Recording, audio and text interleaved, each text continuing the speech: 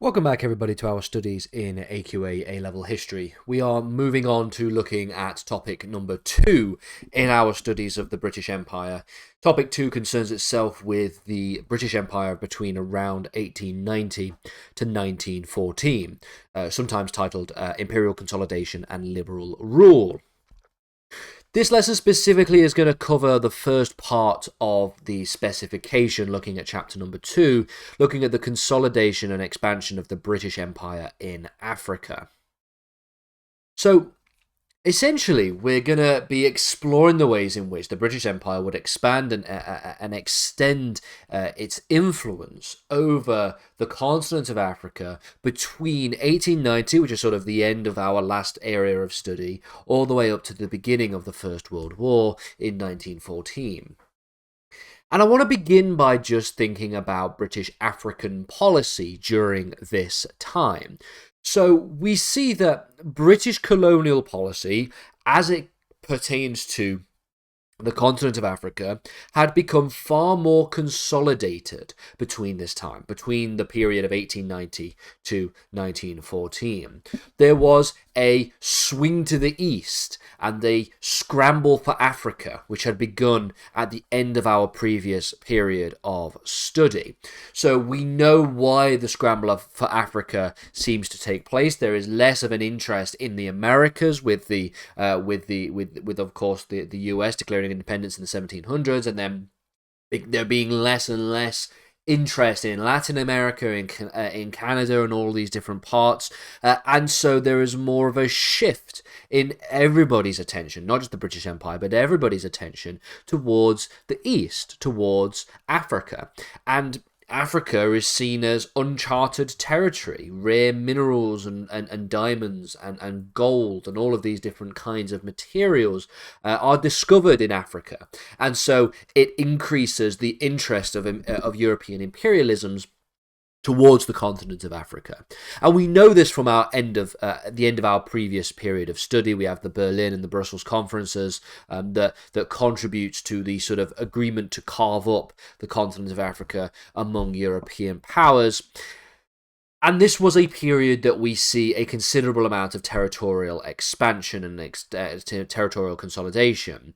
As noted in previous lessons, for example, the Berlin Conference, which took place just before the period of study that we're looking at here, it took place between 1884 and 1885, had essentially established some kind of collective understanding by all European colonial powers when it came to the extent to which territorial acquisition and colonialism and imperialism was going to take place on the continent of Africa.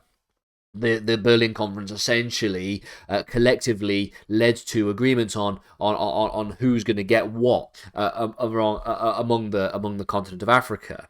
The general rule which was in place was this idea known as effective occupation of territory. So if an empire had what is known as effective occupation over a particular jurisdiction, over a particular piece of territory, then it can be said that they can lay claim to that land. Of course, this is within complete contradiction to how law works to this day, but at the time, this is how the British Empire and the German Empire and the French Empire and other empires as well within Europe was able to take more and more effective control over the territory for which was part of the continent of Africa. The Berlin Conference also signalled an incredible shift in the expansion of colonial territory for these European empires. Prior to 1884, prior to the beginning of the Berlin Conference, over 80% of African territory had been in control of by the natives. Natives who lived in Africa controlled that territory. Some 20 years later, when looking at 1904, this was only 10%. So they had taken, so basically the British and the Germans and the French and all these other European empires had taken some 70% of African territory that had previously been in control by the natives. So you can see just the extent to which, and also the speed in which the territorial acquisition of land by these European empires took place. It was incredible how quickly this took place and this happened. When it comes to colonial policy, then, between 1890 and 1914, we have to begin by thinking about a change in administration, a change in government. This happens in 1895. The Conservative government was elected in Britain. Part of the platform, part of the sort of manifesto, the sort of promise and the pledge that they were going to that they were running their elections on, was the expansion and the holding of a tight grip over all parts of the empire. And this included, and was not limited to, but it is nevertheless included, that of Africa. And this was a popular decision. This was popular when it came to the voting public. The voting public voted on the basis of a number of policies, including this one, including the policy of we are maintaining our control of the empire. We are not going to let anybody take over our control of the empire. And it is no surprise that, in combination with the Berlin Conference, the British Empire's expansion into Africa during this period was particularly extensive. So not only was the Berlin Conference essentially signifying firstly, the simplicity that was required when it came to the taking of territory, this being effective occupation. If I just occupy a land, if I can control it, then it's mine, essentially.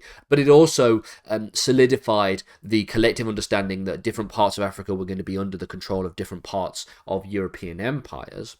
But in addition to the Berlin Conference, you also have the election of a conservative government that ran on a platform of making sure that they were going to hold a tight grip over all parts of the empire.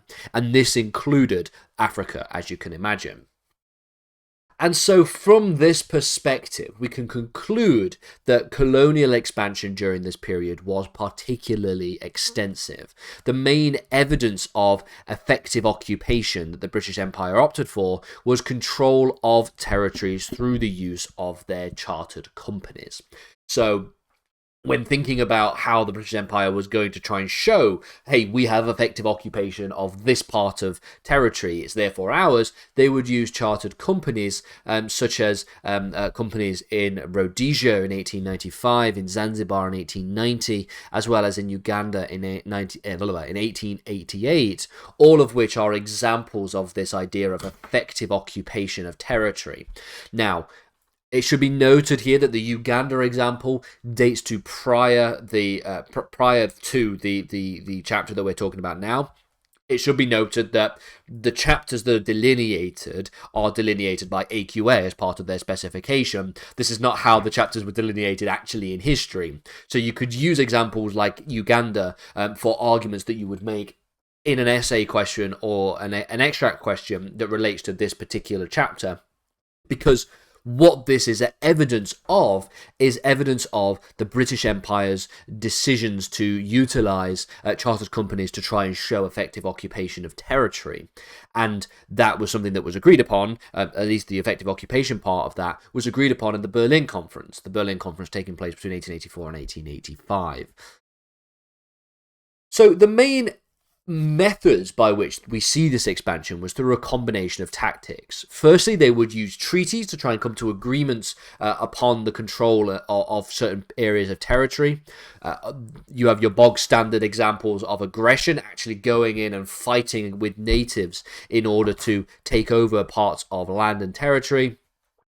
Another example, a particularly egregious and a particularly nefarious example, is that of taking advantage of regional and ethnic disputes. So, of course, it wasn't an example where you have native populations in Africa and in the Indias and Asia and the Americas all collectively fighting against European imperialisms.